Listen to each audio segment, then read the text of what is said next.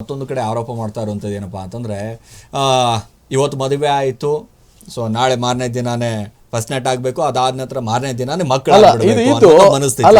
ನಾನು ಸೈನ್ಸ್ ಓದಿರ್ತಕ್ಕಂಥ, ನಾನು ಸಮಾಜದಲ್ಲಿ ಅನೇಕ ಉದ್ಯೋಗ ಮಾಡಿ ರಾಷ್ಟ್ರ ಪ್ರಶಸ್ತಿ ಕೂಡ ಬಂದಿರತಕ್ಕಂಥ ವ್ಯಕ್ತಿ. ಈಕೆ ಮಾಡೋದ್ರಲ್ಲಿ ಏನಣ್ಣ ಸತ್ಯಕ್ಕೆ ದೂರವಾದಂತ ವಿಷಯ. ಒಂದ್ ಕಡೆ ಹೇಳಿದ್ರೆ ಇನ್ನೊಂದು ಕುಟುಂಬ. ಈಗ ನಾನು ಹೇಳ್ತೀನಿ, ಈಗ ನಮ್ಮ ಕುಟುಂಬ ಹಿನ್ನೆಲೆ ಶಿಕ್ಷಕರ ಕುಟುಂಬ, ನಮ್ಮ ತಂದೆಯವ್ರ ಹತ್ರ ಬೆಳೆದಂತವ್ರು ಬಹಳ ಯಾಕಂದ್ರೆ ಟೀಚರ್ಸ್ ಆಗಿರ್ಬೋದು, ಡಾಕ್ಟರ್ಸ್, ಇಂಜಿನಿಯರ್ಸ್, MLS ಇದರ ಆಗಿದ್ದಾರೆ. ಇವರ ಹಿನ್ನೆಲೆ ತಿಳ್ಕೊಳ್ಳಿ, ಇವ್ರ ಹಿನ್ನೆಲೆ ಪೂರ್ವಭಾವೇನು, ತಾಯಿ ಕೆಲಸ ಮಾಡ್ತಾರೆ, ತಂದೆ ಏನ್ ಕೆಲಸ ಮಾಡ್ತಾರೆ, ಈಕೆ ಮುಂಚೆ ಏನ್ ಮಾಡ್ತಾ ಇದ್ರು, ಇದೆಲ್ಲ ಯಾಕಂದ್ರೆ ಈಗ ಮೊದಲೇ ಗಂಡನ ವಿರುದ್ಧನೂ ಆರೋಪ. ಎರಡನೇ ಅಂದ್ರೆ ಯಾವ ಗಂಡ್ ಮಕ್ಳ ವಿರುದ್ಧ ಇವ್ರು ಹೆಸರು ಇಟ್ಟಿಲ್ಲ ಇದುವರೆಗೂ. ಎಲ್ಲರಿಗೂ ಒಂದೊಂದು ಹೆಸರು ಇಟ್ಟಿರ್ತಾರಲ್ಲ, ಈಗ ನನಗೆ ಹೆಸರು ಇಟ್ಟಿದ್ರೆ ಪರವಾಗಿಲ್ಲ. ಈಗ ಹಿಂದೆ ಪೂರ್ವಭಾವಿ ಮೊದಲೇ ಅವ್ರ ಹತ್ರ ಹೋಗಿ ವಿಚಾರಿಸ್ಬೇಕಲ್ಲ. ಡೈವರ್ಸ್ ಅಲ್ಲಿ ಏನಾಗಿದೆ, ಒಂದ್ ಕಡೆ ಹೇಳ್ತಾರೆ ನಪುಂಸಕ ಅಂತ ಹೇಳ್ತಾರೆ, ಇನ್ನೊಂದ್ಸಲ ಹೇಳ್ತಾರೆ ಇಲ್ಲ ಅವನು ಡೌರಿಗೆ ಅರೇಂಜ್ಮೆಂಟ್ ಮಾಡ್ತಾ ಇದ್ರು, ದಿನನಿತ್ಯ ಕಿರುಕುಳ ಕೊಡ್ತಾ ಇದ್ರು ಅಂತ ಒಂದ್ ಕಡೆ ಹೇಳ್ತಾರೆ.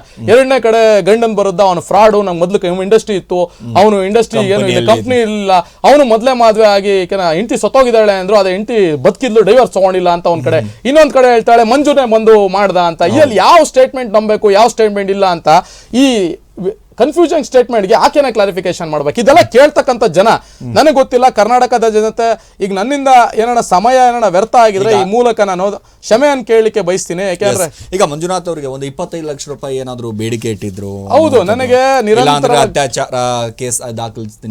ಹೌದು, ನಾನು ಆಲ್ರೆಡಿ ಕಂಪ್ಲೇಂಟ್ ಅಲ್ಲಿ ಕೂಡ ಬರ್ದೀನಿ. ನನ್ನ ಕುಟುಂಬದ ಮಾನಹಾನಿ ಹಾಗೂ ನನ್ನ ಬೆತ್ತಲೆ ಫೋಟೋ ಹರಿಬಿಡ್ತೀನಿ, ನನಗೆ ದುಡ್ಡು ಕೊಡ್ಲಿಲ್ಲ ಅಂದ್ರೆ ಕೊಲೆ ಬೆದರಿಕೆ ಕೂಡ ಹಾಕಿರ್ತಾರೆ ಇವರು ಏನಂದ್ರೆ ಇವ್ರದ್ದು ಹನಿ ಟ್ರ್ಯಾಪ್ ಅಂದ್ರೆ ಈಗ 3 ತಿಂಗಳಿಗೂ ಗಂಡಂದ್ರನ್ನ ಬದಲಾವಣೆ ಮಾಡ್ಕೊಂಡ್ ಬರ್ತಂತ ಕಾಯ್ಕೆ ಮಾಡ್ಕೊಂಡ್ ಬಂದಿರ್ತಕ್ಕಂಥ ಹೆಣ್ಮಕ್ಳು. ಯಾಕಂದ್ರೆ ಇನ್ನೊಂದು ಹೆಣ್ಮಕ್ಳು, ಎಲ್ಲಾ ಹೆಣ್ಮಕ್ಳು ಬಹಳ ಸಂಪ್ರದಾಯ ಬಹಳ ಒಳ್ಳೆಯವರು. ಈ ತರ ಎರಡಿಂದ ಎಲ್ಲ ಹೆಣ್ಮಕ್ಳಿಗಾಗಿರ್ಬೋದು, ನಮ್ಮಂತ ಗಂಡು ಮಕ್ಳಿಗಾಗಿರ್ಬೋದು ಎಲ್ಲ ಒಂದ್ ಕರ ಅನ್ಯಾಯ ಆಗ್ತದೆ. ಈಗ ಕಳೆದ 10-15 ದಿನದಿಂದ ನನ್ನ ಕುಟುಂಬದ ಮಾನಹಾನಿ ತೇಜೋವಧಿ ಮಾಡಿ ಎಲ್ಲೋ ಒಂದ್ ಕಡೆ ದಿಕ್ ತಪ್ಪಿಸುವಂತ ಕೆಲಸ ಮಾಡಿದ್ರು. ಆದ್ರೆ ಕಾನೂನು ಇವತ್ತು ಬದುಕಿದೆ ಹಾಗೂ ಕಾನೂನಿಗೆ ನ್ಯಾಯಕ್ಕೆ ಇವತ್ತು ಸತ್ಯಮೇವ ಜೈತೆ ಅಂತ ಹೇಳಿಕೆ ಬಯಸ್ತೀನಿ. ಇವತ್ತು ಕಾನೂನು ಮುಖಾಂತರ ಯಾಕೆಂದ್ರೆ ಆಕೆಗೆ FIR ಮಾಡಿಸಿ ಈಗ ಆಕೆನ ಬಂಧನ ಮಾಡಲೇಬೇಕು ಅಂತ ಬಂಧನಕ್ಕೆ ಆಲ್ರೆಡಿ ಹುಡುಕ್ತಾ ಇದಾರೆ. ಈಗ ಯಾವ ಕ್ಷಣದಲ್ಲಿ ಬೇಕು ಅವ್ರು ಮಾಡ್ತಾರೆ. ಮುಂದಿನ ಹೋರಾಟ ಯಾವುದೇ ಕಾರಣಕ್ಕೂ ನಿಲ್ಲಲ್ಲ. ಹೋರಾಟ ಏನಿದ್ರು ಕಾನೂನಾತ್ಮಕ ಹೋರಾಟ ಮಾಡ್ತೀವಿ.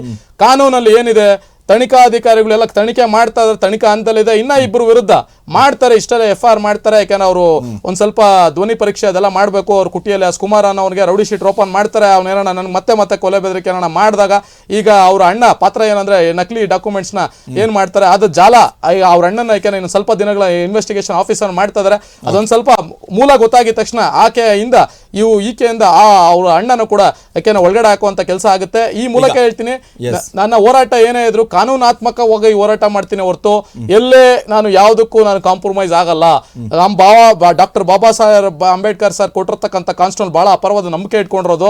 ಕಾನೂನು ಎಲ್ಲರಿಗೂ ಒಂದೇ, ಕಾನೂನು ಯಾರಪ್ಪನ ಆಸ್ತಿ ಅಲ್ಲ ಅಂತ ಹೇಳಿಕೆ ಸಂದರ್ಭದಲ್ಲಿ ಬಯಸ್ತೀನಿ. ನೀವು ಮದುವೆ ಆಗುವಂತ ಸಂದರ್ಭದಲ್ಲಿ, ಹಾರ ಬದಲಾಯಿಸುವಂತ ಸಂದರ್ಭದಲ್ಲಿ ಏನಾದ್ರು ಗಿಂಗಾರ ಕೊಟ್ಟಿದ್ರ ಅವರಿಗೆ? ನಾನು ಹೇಳಿದ್ನಲ್ಲ, ನಾನು ಹೇಳಿದ್ನಲ್ಲ, ಆಕೆ ಮಲ್ಲಬಾರ್ ಬಿಟ್ರೆ ಬೇರೆ 2 ಉಂಗುರಗಳು, ಬ್ರಾಸ್ಲೆಟ್, ತಾಳಿ ಚೈನು ಇದೆಲ್ಲ ಎಲ್ಲ ಆಕೆ ಹತ್ರನೇ ಇದೆ. ಈಗ ತನಿಖೆ ಹಂತದಲ್ಲಿದೆ. ತನಿಖೆಯಲ್ಲಿ ಯಾರು ಸತ್ಯತನ ಯಾರು ನಾಶ ಮಾಡಕ್ಕಾಗಲ್ಲ, ಯಾರು ಮುಚ್ಚಲಿಡಕ್ ಆಗಲ್ಲ. ಆಲ್ರೆಡಿ ತನಿಖಾಧಿಕಾರಿಗಳು ಕೂಡ ಬಹಳ ಬುದ್ಧಿವಂತರಿರ್ತಾರೆ, ಬಹಳ ಯಾಕೆಂದ್ರೆ ಧೈರ್ಯಶಾಲಿಗಳಿರ್ತಾರೆ. ಅವ್ರನ್ನ ಬಹಳಷ್ಟು ಜನ ಎದುರಿಸಿ ಬಂದಿರ್ತಾರೆ. ನನಗೆ ಕಾನೂನಲ್ಲಿ ನಂಬಿಕೆ ಇದೆ. ನನಗೆ ಕಾನೂನಾತ್ಮಕವಾಗಿ ನಂಗೆ ಆಲ್ರೆಡಿ ಮೊದಲ ಜಯ ಸಿಕ್ಕಿದೆ. ಮುಂಬರುವ ದಿನಗಳಲ್ಲಿ ಈ ಘಟನೆ ಏನಾಗಿದೆ, ಈ ಘಟನೆಗೆ ಒಂದು ಹೊಸ ತಿರುವು ಆಗಿ ನನ್ನಂತ ನೊಂದ ಯುವಕರಿಗೆ ಎಲ್ಲೋ ಒಂದು ಮುಂಬರುವ ದಿನಗಳಲ್ಲಿ ಮೋಸ ಆಗಲ್ಲ. ನಾನು ಒಂದು ವೇದಿಕೆ ಮುಖಾಂತರ ಕೇಳ್ತೀನಿ, ದಯವಿಟ್ಟು ಯಾವುದೇ ಗಂಡಾಗಿರ್ಬೋದು ಹೆಣ್ಣಾಗಿರ್ಬೋದು ದಯವಿಟ್ಟು ಪೂರ್ವಭಾವಿ ತಿಳಿದೆ ಅವಸರ ಪಟ್ಟು ನಂತರ ಯಾಕೆಂದ್ರೆ ಬಕ್ರ ಆಗಕ್ಕೆ ಹೋಗ್ಬೇಡಿ ಅಂತ ಈ ಸಂದರ್ಭ. ಯಾಕೆ ನಾನು ಹೇಳ್ತೀನಲ್ಲ, ಐ ಆಮ್ ಎಜುಕೇಟೆಡ್ ಫೂಲ್ ಅಂತ ಹೇಳಲಿಕ್ಕೆ ಬೈಕೇನ ಆಲ್ರೆಡಿ ನಾನು ಬಕ್ರ ಆಗಿದ್ದೀನಿ.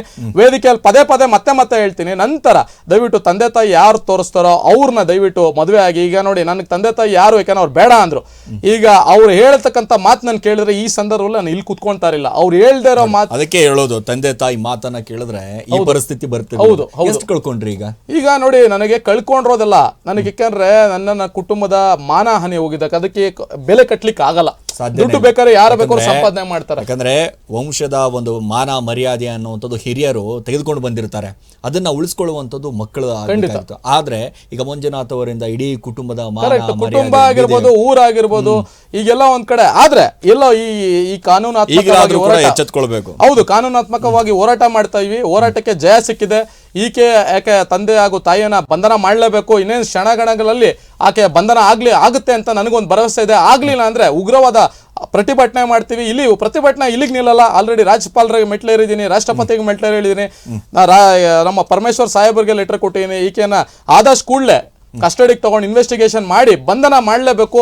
ಇದೆಲ್ಲ ಒಂದ್ ಕಡೆ ಒಂದು ಮಾದರಿ ಆಗಬೇಕು ಯಾವ ಸಮಾಜಕ್ಕೆ. ಅಂದ್ರೆ ಕೊನೆಯದಾಗಿ ಏನು ಹೇಳಕ್ ಬಯಸ್ತೀರಾ? ಸೊ ಇದೆಲ್ಲವೂ ಕೂಡ ಈ ರೀತಿಯಾದಂಥ ಒಂದಿಷ್ಟು ಘಟನೆ ಸಮಾಜದಲ್ಲಿ ಒಂದು ಕಡೆ ತಲೆ ತಗ್ಗಿಸುವಂಥ ಒಂದು ಘಟನೆ. ಮದುವೆ ಅನ್ನೋದು ಒಂದು ರೀತಿಯಾದಂಥ ಈ ಗೊಂಬೆಗಳ ಆಟ ಅನ್ನುವಂಥದ್ದು ಆಗೋಗ್ಬಿಟ್ಟಿದೆ. ಅವರನ್ನು ಒಂದನೇ ಮದುವೆ ಆಗೋದು, ಎರಡನೇ ಮದುವೆ ಆಗೋದು, ಅದಾದ ಮೂರನೇ ಮದುವೆ ಆಗೋದು, ಈ ರೀತಿ ಆಗ್ತಾ ಇರುವಂಥದ್ದು. ಏನು ಹೇಳಕ್ ಬಯಸ್ತೀರಾ? ನೀವು ಕೂಡ ಆ ಸ್ಥಾನದಲ್ಲಿ ಈಗ ನಿಂತಿದ್ದೀರಾ, ಏನು ಹೇಳ್ತೀರಾ? ನಾನು ಮದುವೆ ಅನ್ನೋದೇನಾಗಿದೆ ಈಗ ಎಲ್ಲವೂ ಯಾಕಂದ್ರೆ ಬಿಸ್ನೆಸ್ ಆಗಿಬಿಟ್ಟಿದೆ. ಎಜುಕೇಶನ್ ಇಸ್ ಅ ಬಿಸ್ನೆಸ್, ಮದುವೆ ಬಿಸ್ನೆಸ್ಸು, ಎಲ್ಲ ಬಿಸ್ನೆಸ್. ಆದರೆ ಮದುವೆ ಅನ್ನೋದಕ್ಕೆ ಭಾಳ ಒಂದು ಶ್ರೇಷ್ಠವಾದ ಅರ್ಥ ಇರುತ್ತೆ. ಯಾಕೆ ನಮ್ಮ ತಂದೆ ತಾಯಿ ಇಲ್ಲ ಅಂದ್ರೆ ನಾನು ಬರ್ತಾ ಇರಲಿಲ್ಲ. ನಮ್ಮ ಯಾಕಂದ್ರೆ ಹೇಳ್ತೀನಲ್ಲ, ಯಾವತ್ತೇ ಆಗಲಿ ಹೆಣ್ಣು ಚೆನ್ನಾಗಿದ್ದಾರೆ ಅಂತ ನೋಡಕ್ ಹೋಗ್ಬಿಡಿ, ಒಳ್ಳೆ ಮನ್ಸಿರೋ ಅಂತಕ್ಕಂಥದ್ದು ಒಳ್ಳೆ. ಯಾಕೆಂದ್ರೆ ಏನೋ ಒಂದು ಓದು ಇಂಪಾರ್ಟೆಂಟ್ ಅಲ್ಲ. ಯಾಕೆಂದ್ರೆ ಈಗ ನಾನೇನು ಅನ್ಕೊಂಡೆ, ಈಗ ಚೆನ್ನಾಗಿದ್ದಾಳೆ ಅಂತ ಬಿಟ್ಟೆ, ಯಾಕಂದ್ರೆ ಚೆನ್ನಾಗಿದ್ದಾರೆ ಅಂತ ಯಾವತ್ತೇ ಆಗಲಿ ಹೆಣ್ಣು ಮುಖ ನೋಡಿದ ತಕ್ಷಣ ಬೆರಗಾಗಬಾರ್ದು. ಅದಕ್ಕೆ ಹೇಳೋದು ರೂಪ ಗೀಪ ನೋಡಿ ಎಲ್ಲವೂ ಕೂಡ ಹೌದು, ಹೆಣ್ಣು ಒಂದು ಯಾಕೆಂದ್ರೆ ಮಾಯ ಅಂತ ಹೇಳ್ತಾರೆ. ಈ ಮಾಯದಲ್ಲಿ ನಾನು ಒಬ್ಬ ಸಿಕ್ಕಾಕೊಂಡು ನನಗೂ ನಾನು ಬಹಳ ನೊಂದು ಈ ಸ್ಥಾನಕ್ಕೆ ಬಂದಿದ್ದೀನಿ. ನನಗಾಗದ ನಂತರ ಘಟನೆ ಇಲ್ಲೇ ಕೊನೆ ಆಗ್ಲಿ. ಯುವಕರು ದಯವಿಟ್ಟು ಎಚ್ಚೆತ್ಕೊಳ್ಳಿ. ಈಗ ಒಂದು ಕಡೆ ವಿಕೃತಿ ಮನಸ್ಸು ಯಾರ್ದು ಅನ್ನೋದು ಗೊತ್ತಾಯ್ತಾ? ಹೌದು, ಈಗ ಸಮಾಜಕ್ಕೆ ಈಗ ಏನಾಗಿದೆ, ಎಲ್ಲೋ ಒಂದು ತೇಜೋವಧಿ ಮಾಡಿದ್ರು.